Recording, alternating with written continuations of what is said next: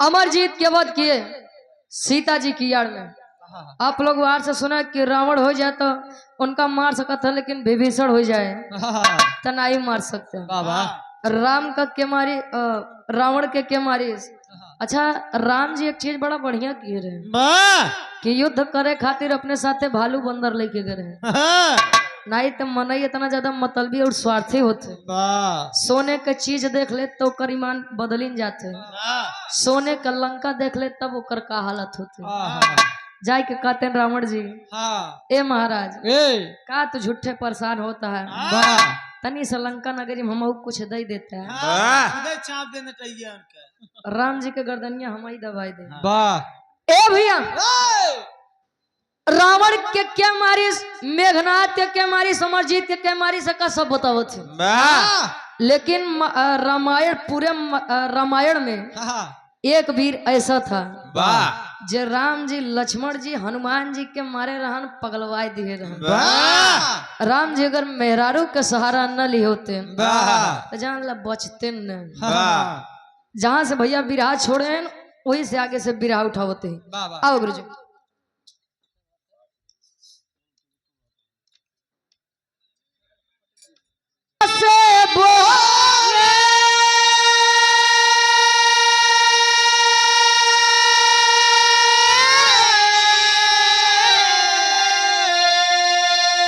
अरे मन में यह कारी के सोले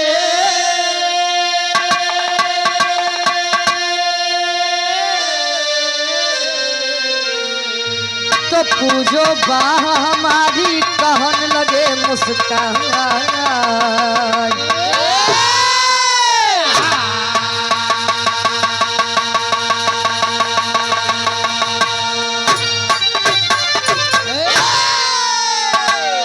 एक दिन राम सिया से बोले मन में अहंकार के सोले, पूजो बाह हमारी कहन लगे मुस्काए। प्रभु श्री रामचंद्र जी लक्ष्मण जी खुशी मनावते हैं। अब तो ऐसा कोनो रोड़ा नहीं बचा बा, ऐसा कोनो बाधा नहीं बा जे हमरे वीरताई के ऊपर शक करे।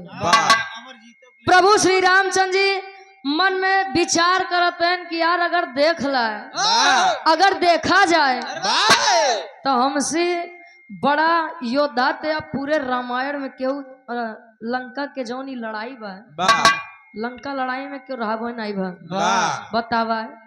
रावण के इतना लंबा परिवार हम मार दिए। रावण जैसा ज्ञानी पुरुष जे 6 महीना आगे के बात जान जाए। शनि देव, पवन देव घरे आई कि उनके झाड़ू पोछा लगावे। बतावा हम उसका मार दे। आज प्रभु श्री रामचंद्र जी के मन में घमंड होत बा, अहंकार होत बा। बैठे बैठे राज सिंहासन पे विचार करते हैं। कैसे एक लाइन गजल के संकेत कवि जी करते हैं।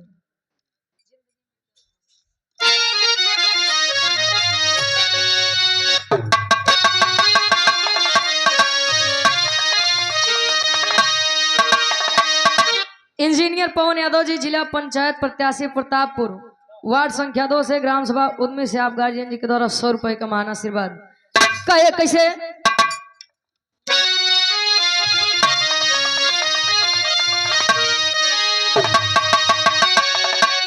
अरे जिंदगी में क्या रहा,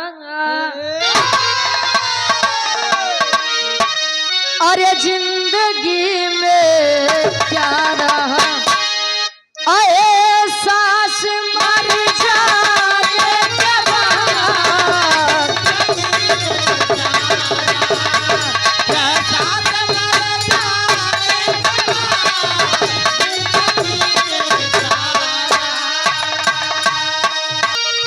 जिंदगी में क्या रहा,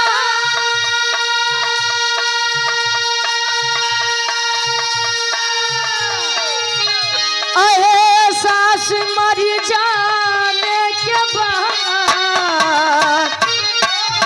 और मानव की फितरत होश में आता है मानो, होश में आता है मानो, ठोकरे खाने के बाद होश में आता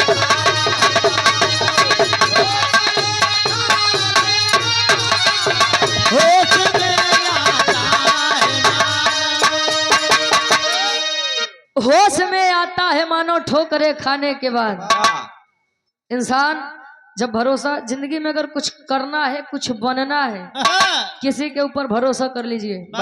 भरोसा टूटा या तो आप टूट जाएंगे या तो बन ही जाएंगे। जे हिम्मती बा ओकरे खातिर। लेकिन कभी का भाव है कैसे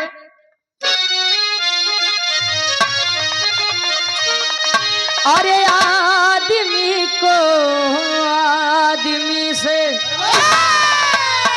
अरे आदमी को आदमी से प्यार करना चाहिए। आदमी को प्यार करना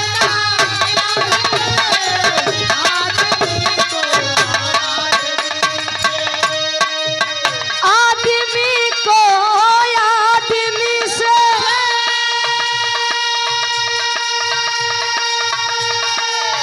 प्यार करना चाहिए।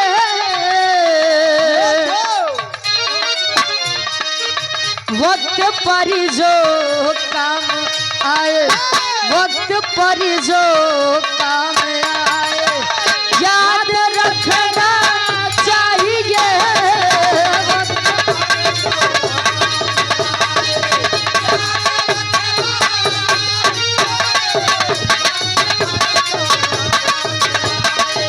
याद रखना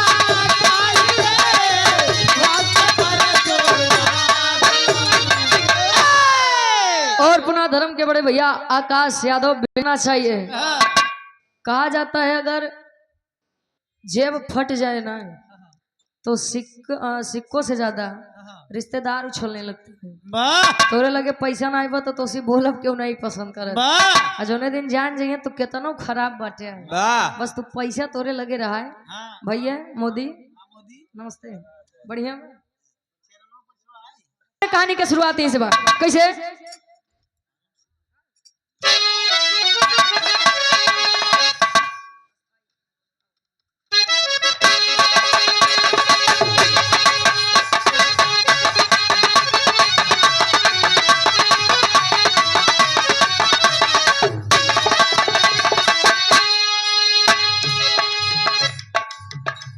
रावण का वध करके श्री राम घर को आए थे। घर घर में खुशी और दीप को जलाए थे।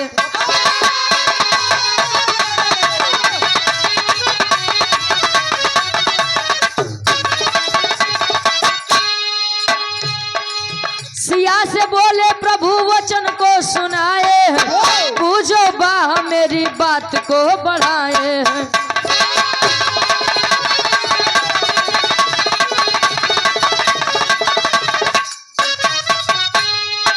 सुनकर बात सिया उनको तब निहारा है। सुनकर बात सिया उनको तब निहारा है।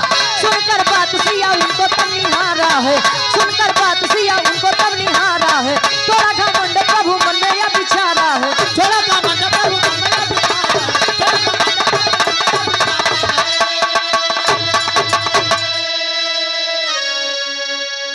कहानी के समझला आसाना पूर्ण विश्वास बा। कहानी शीशा के जैसा साफ हुई। लंका नगरी जीत के जब प्रभु श्री रामचंद्र जी आए यार अमर जीत के खेला खत्म कई के बढ़िया से सब लोग बैठा हैं विचार करते हैं विमर्श करते हैं। जाई के माई सीता से कहन ए हमार प्यारी ए हमार दुलारी ए हमार धनिया कौन हो पीछे वाली नहीं धनिया वाली नहीं।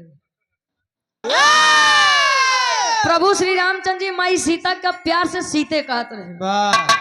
कहे कि तो का नाज होय के चाहिए घमंड होय के चाहिए कि पूरी लड़ाई में हमसे बड़ा योद्धा क्यों रावे नहीं भाई। कहे का प्रभु झूठे बाह के पुजाई करवावत है। कहे काहे कहे अगर विभीषण जी भेद न बोलते तो रावण जी के मार लेता का। ए भैया माई सीता जी कहीं अच्छा तुम्हारी है मतलब भाई है खुशी बा कि हम तेरे बाह के पूजा करिए तब पूजब तब। लेकिन हमारे एक बात माना कहें का कहें अभी एक वीर ऐसा है कि जेका अबे तोहार सामने नहीं भवा। आप मार दीजिए मैं खुशी खुशी आपकी बाहों की पूजा करूंगी। उ वीर हा के माई सीता जी बताते हैं एक लाइन गीत लगत बा। और या विजय यादव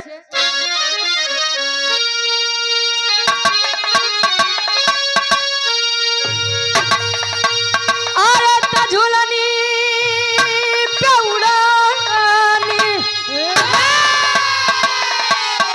अरे झूलनी पे उड़नी हई जहाजिया उड़ादा, हई जहाजिया उड़ादा हमार पाई जे बड़ा जहीरा जड़ादा हमार।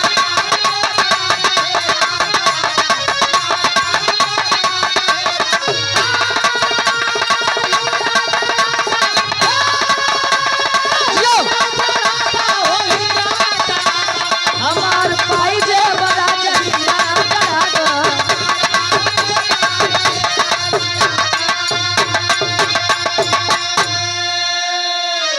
माई सीता जी कहते हैं प्रभु श्री रामचंद्र जी से कैसे,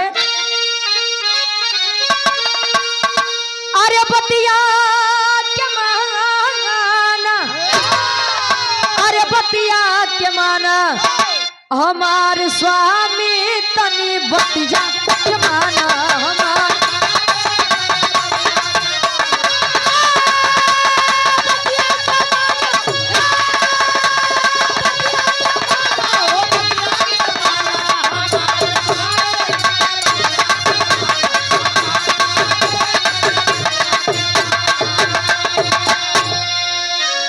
अरे रहेला कोटाक्षवन में अब एक थी ललनवा, अरे पहले हरावा जाके ओके सजनावा।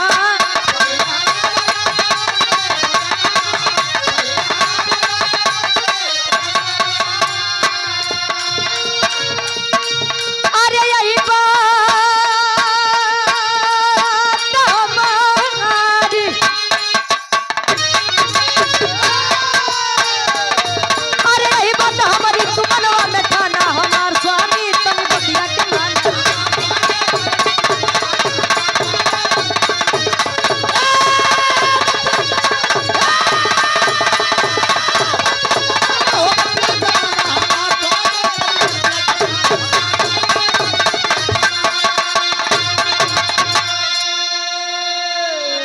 माई सीता बतावत है वह वीर कोटाक्षवन में रहता है और उस वीर का नाम रक्तासुर है। कहीं रक्तासुर कहीं हाँ स्वामी वही के पराजित कई क्या बा, हम खुशी खुशी तोरे बाह के पूजा करब। अब देखिए शंका इतनी खराब चीज होते है, दुनिया में सब चीज के दवाई बनी बा लेकिन शंका के दवाई नहीं। श्री रामचंद्र जी कहें सीता के हराऊ कि ना हराऊ वो बात के बाद बा। कहीं तब कहे पहले ही बतावा तू ओकरे बारे में जाना तू कैसे, ओकरे बारे में यानी ओकरे विषय में यार कहे पहले बताओ ओकरे विषय में तू इतना बरियार इतना बढ़िया कैसे जाना तू।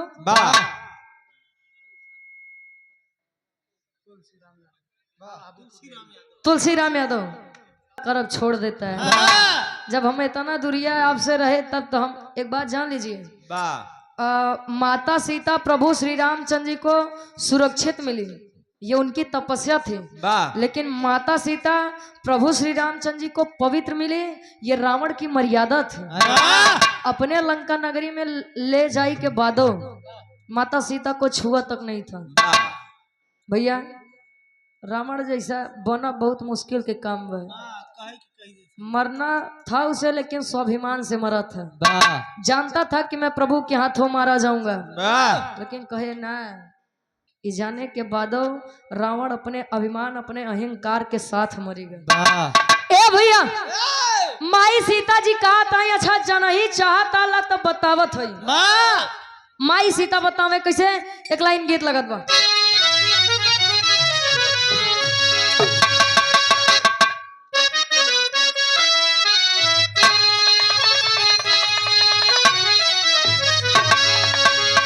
भगवान कन्हैया जब गोकुल नगरी छोड़ के वृंदावन चले गए रहने के लिए, सारी गोपिकाएं भी हमें कह रही हैं दर्द में कहीं कैसे, अरे प्रभु या बसो वृंदावन में,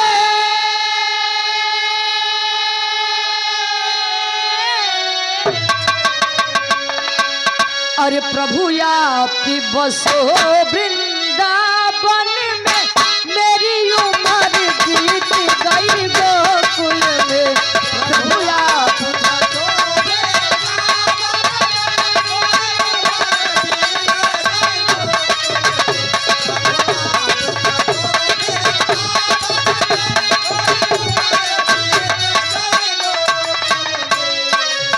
माई सीता बतावे रामचंद्र जी के शक दूर करत है। होए बात प्रभु बचपन की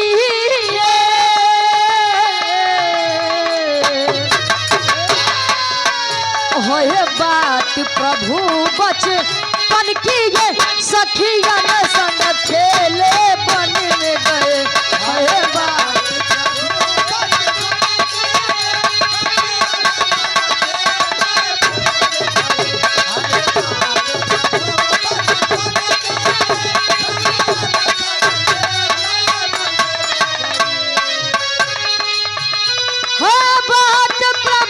बचपन की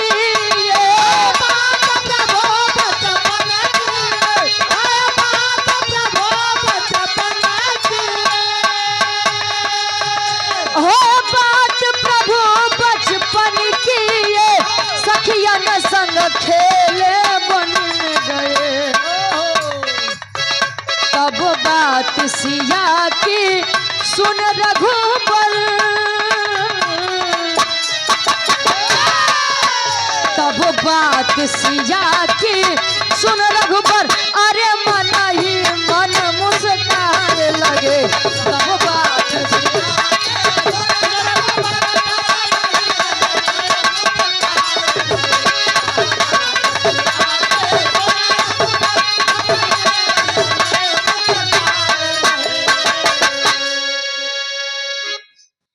सुनील जायसवाल बदे अपने सखी सहेलीन के साथे वन में गए। क्यों हाथी के मूर्त बनाए, क्यों घोड़ा के मूर्त बनाए, क्यों केथो के बनाए। और हम खेल खेल में करत करत एक लड़का के मूर्त बनाए दी। जब वो लड़का के मूर्त बनाए तो हमारे हाथे में फैंच गड़ी गई। भैंस भैंस नहीं फैंच यार, तो पढ़ो समझा था। ए भैया कहे जब गड़ी तो हम ओका जब निकाले तो हमरे जोन रक्त के बूंद गिरी, वो रक्त की बूंद उस मिट्टी के पुतले पर गिरी। और जब मिट्टी के पुतले पर गिरी तो उस बच्चे में जाने आ गई। और हम जैसे घरे के तरफ प्रस्थान करे चले, लड़का पीछे से आवाज देत बा, माँ कहाँ जा रही हैं आप, मुझे छोड़ के कहाँ जा रही हैं आप। कहे स्वामी हमार उम्र छोटी रही है, हम डर से शर्मवश उ लड़का के अपने साथे लिया उचित नहीं समझे। बात कहाँ छोड़ू, बतावत है यार। कहे यहाँ से मैं शर्मवश उस बच्चे को वहीं छोड़ के चली आई। मैंने उसे बताया कि तेरा निवास कोठार छुवन के गुफा में रहेगा और मैं तुझे वरदान देती हूँ कि कोई तेरा वध नहीं कर पाएगा। जो भी तेरा वध करने आएगा, तेरे शरीर की जितनी बूंदे जमी पर गिरेगी, रक्त की बूंदे जितनी जमी पर गिरेंगी, उतने नए रक्तासुर जन्म लेंगे। मैं आशीर्वाद दे के चली आई। जा स्वामी तो के वही से लड़ाई के बाद कहे बस है तो नहीं छोट बात। जब हम रावण का नहीं छोड़े हाँ तो इनका का छोड़े। चल दिया प्रभु श्री रामचंद्र जी सेना सजा के, हनुमान जी साथे, लक्ष्मण जी साथे, श्री रामचंद्र जी। अच्छा बाकी सेना बस जय श्री राम, जय श्री राम, जय श्री राम ये करे बदे रहे। बाकी कुल खेला थे हनुमान जी करत रहे। बढ़िया पहुंचे, जब पहुंचे तब खाटी इलाहाबादी तर्ज लगत बा।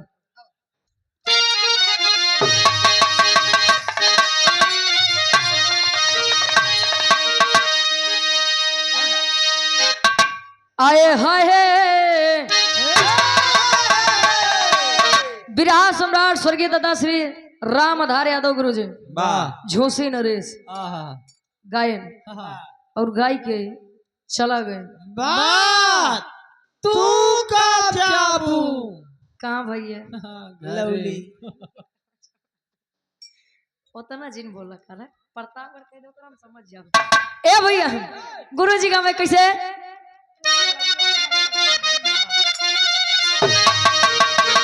अरे राम झकोरा मारे झूलनी अरे झकोरा मारे झूलनी कहे साड़ी लहराए हो झकोरा मारे झूलनी। एक तनी से बदला है विराट सम्राट आप स्वर्गीय गुरु हैदर अली गुरु जी गावत रहे। एक कैसेट निकाले रहे कैसेट के नाम रतौ दिया जीजा। जब जीजा आए ससुरारी तब अरे राम घुसुरी गवा बरधा गा सार बरधा अरे घुसुरी गवा बरधा कहे सरी माझारी घुसुरी गवा बरधा।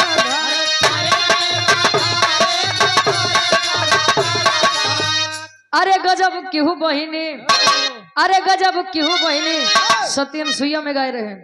माई सती जी अनसुईया जी तीनों देवी का कहते हैं बड़की पतिव्रता बना तरह अब सम्हारा तुहार के है। अरे गजब केहू बहिनी कहे चीनियो ना भतार हो गजब केहू बहिनी। अरे लिखा लगोरी पतिया अरे लिखा लगोरी पतिया पिया परदेश हो लिखा लगोरी पतिया। अरे हमार मुड़ी कटली अरे हमार मुड़ी कटली मोर बूढ़ा माई हमार मुड़ी कटली। एक लाइन ये ले लो हमार मन पसंदीदा। अरे घुमा के गोरी मरलू विराट सम्राट स्वर्गीय दादा श्री राम कैलाश यादव जी एक बात कहते रहे कहे तेरी मेरी आंख लड़ी लोगों ने बदनाम किया कहे दुनिया के बक्का दे हम तू अपन काम की है क्यों क्यों कहे ला उमरिया के दोस्त बा कही के गए सूरदास ही सब नजरिए के दोस्त बा कहे अरे घुमा के गोरी मरलू अरे घुमा के गोरी मरलू नयना वही से बान हो घुमा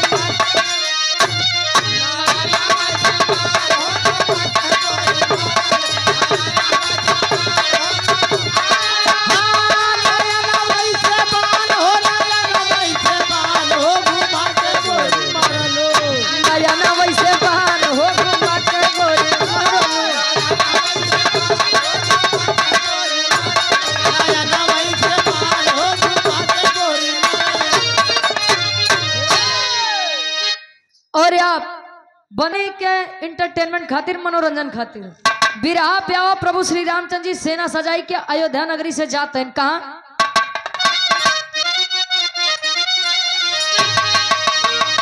अरे चले श्री राम अपन ए बाबू चले श्री राम अपन सेना वा सजाई चले श्री राम।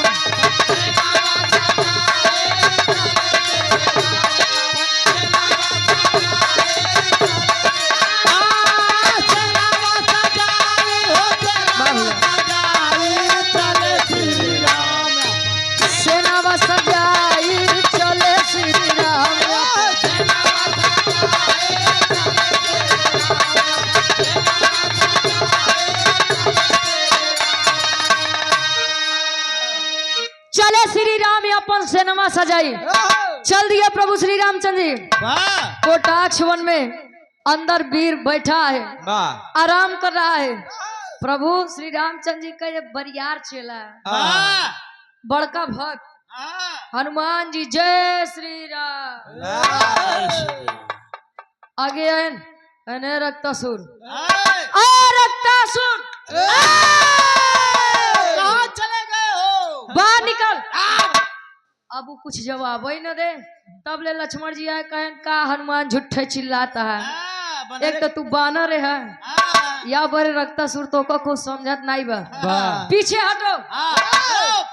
अच्छा हनुमान जी कब बगलिया दे कहें पीछे हटो तब ले आए आगे कहें रक्तासुर रक्तासुर अरे हम लक्ष्मण वही लक्ष्मण जी मेघनाथ के वध करे रहन ओकरे लइका अमरजीत के मार देश बाहर निकलो।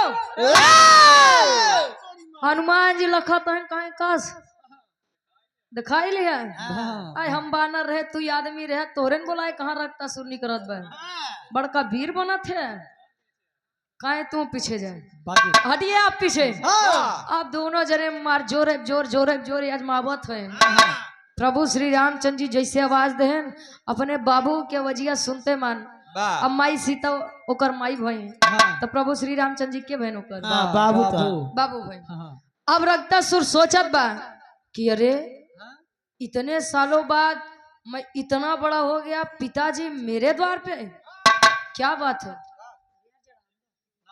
क्या बात है रखता सुर बाहर आया प्रभु जी कहन अच्छा तो ये है ये से लड़ाई के बाद कहे आओ चुनौती देता हूँ मैं तुमको युद्ध करो मुझसे अरे प्रभु युद्ध हो तो हम कहीं ले पहले ही बतावा हमार दोस्त का बा गलती क्या है मेरी कहें तोरे चक्कर में हमार सीता हमरे बाह के पूजा नहीं करत है जब ले तो हराऊ ना तब तक सीता मनी है ना कि सबसे बड़ा वीर हम ही नहीं अब वो लड़का सोचत बा हमार बाबू है छोड़ा जाए दे अब बाबू ओकर परेशान है बेटवा आप लड़ाई कर बाहर निकल युद्ध कर्म से आओ तेरी माई की बस कर यार अब यहाँ रखता सुर जब बाहर निकला भाई वीर तो वीर चुनौती स्वीकार कर लिया और तब दोनों वीर में युद्ध होत बा कैसे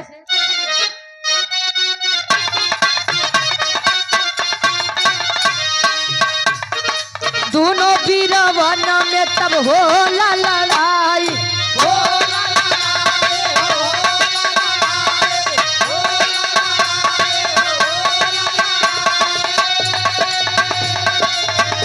और सेनावा के मार दिया घरे पहुंचाई क्या बात है?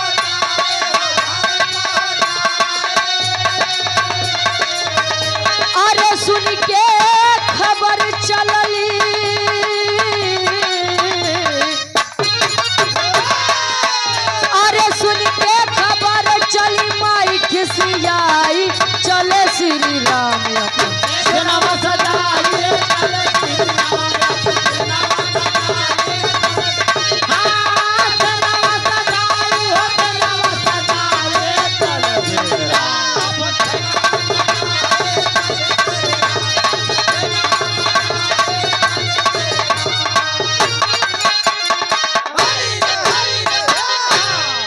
सुनील होते होते प्रभु श्री रामचंद्र जी कहीं लागत बस सर्व छोड़ी ने हाँ आज मारे जरूर ई सीता कौने भी लगे भेड़ दिन यहाँ बनी बनाई इज्जत लागत बा कुल हमार चले जाई ए भैया होते करते एक बार रखता सुर घुसियाई के जब बाण चलाए हनुमान जी आधी सेना के साथे माई सीता जी के घोड़े लगे गिरे अयोध्या नगरी और जब गिरे तो माई सीता जी कहीं कस बिटवा हनुमान यहाँ क्या कर रहे हो तुम तो गए थे युद्ध करने गए थे कहने रे माई कोने वीर लगे भेजे है हम सब बाण चलावत तू केवल 2 कदम पीछे जात बा लेकिन वो बाण चलाए तो परिणाम का बस साक्षात देखते यहाँ ए माई हो हमार माई प्रभु श्री रामचंद्र जी जोनी जतिया कमान है ओकर न खराब करा जाई के बचावा आखिर पत्नी तो थी अपने पति की मान मर्यादा इज्जत बचाने के लिए माँ सीता रण की तरफ बढ़ती हैं तेरी के भाव में कवि जी लिखा था कैसे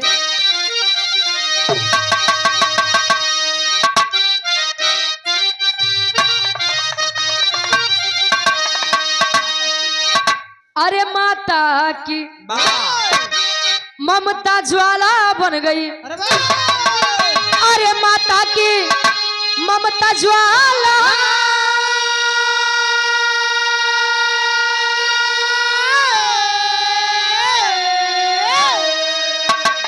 अरे माता की ममता ज्वाला बन गई चली संहार करेंगे अब कोई न रोकने वाला अरे हो वाला अरे हो वाला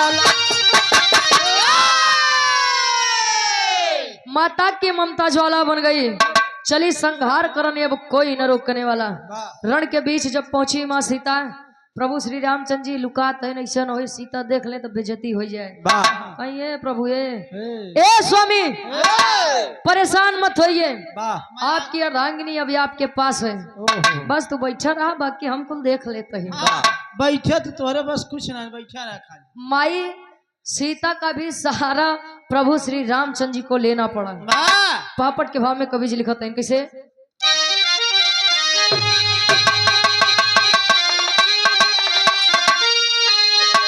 अरे देसिया के मचलबा अब तूफानवा बीच बनवा में, अरे देसिया के मचलबा अब तूफानवा बीच बनवा में, तो क्रोध से कांपे धरती योगा गनवा बीच बनवा में, क्रोध से कांपे धरती योगा गनवा बीच।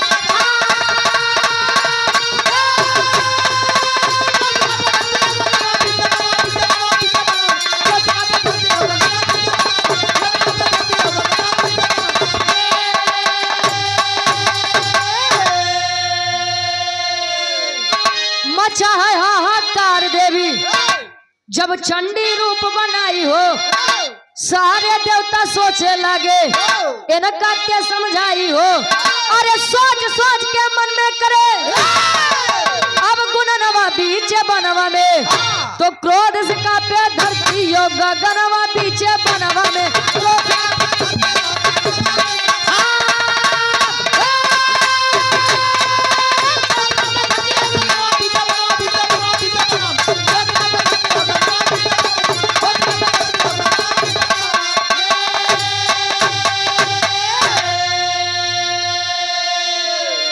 माँ सीता बीच वन में बीच समर में आ गई। चंडी का रूप जब धारण करे, अब रक्तासुर को तो वही वरदान देती, अब माई सीता जितनी बार वो मारे जय बूंद नीचे रक्त गिरे तैने रक्तासुर जन्म ले ले। एक हाथ में खप्पर एक हाथ में भुजाली, माँ रक्तासुर का संहार करे, खप्पर लई के रक्तासुर की गर्दन काट के जितना खून आया उसे खप्पर में भर के रक्तासुर के खून को माँ चंडी के रूप में उसे ग्रहण किया। अब खूने के प्यास इतना ज्यादा बढ़ गया, खून पीने की इच्छा इतनी ज्यादा बढ़ गई, माई सीता सृष्टि के सर्वनाश करे बदे उतारू हुई है, आगे बढ़ रही हैं। जे सामने आवत बा वही के गला काट के खून पी ले। सारे देवी देवता सोचत हैं विचार करते हैं आखिर माई सीता के समझाई के, सारे देवी देवता आल्हा के भाव में कवि जी प्रमाण देते हैं कैसे,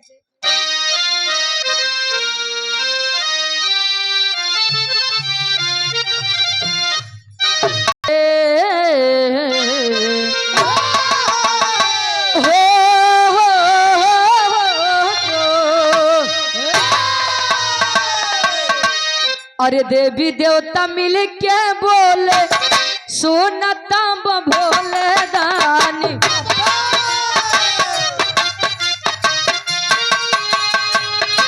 दुनिया के बातें केवल या पाई आधा,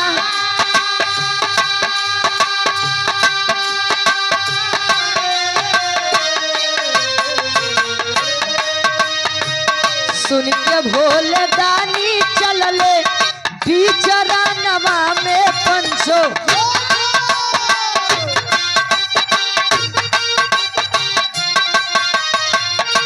जहाँ देवी सीता को मचाए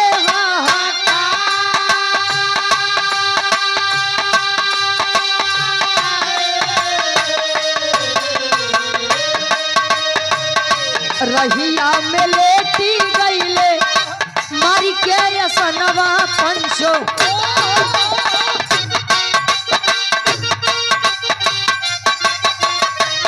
जवन रहिया में देवी करे हो संहार,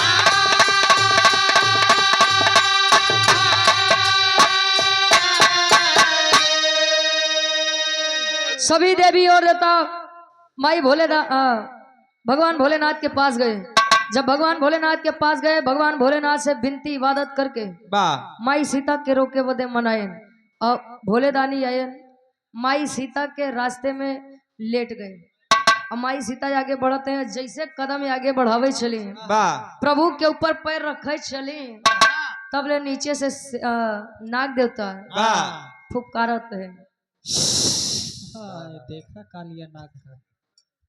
अब जब माई सीता नयन गिराई के नीचे देखत है, प्रभु के देख के माई सीता के जीभ शर्म के कारण निकल गई। वाह और शर्म के कारण हुआ का, आखिरी में कवि जी प्रमाण देते हैं।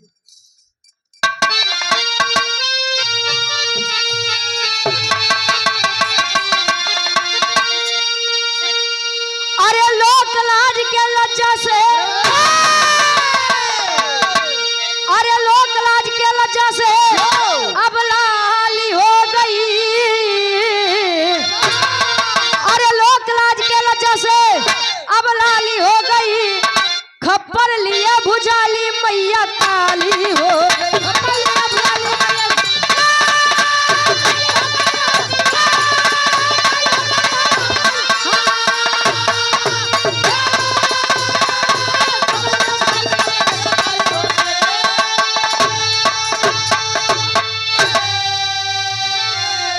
अरे नयन गिरा के देखे देवी लेटे भोले दानी हो, तो देव प्रभु के देवी सीता हुई शर्म से पानी हो।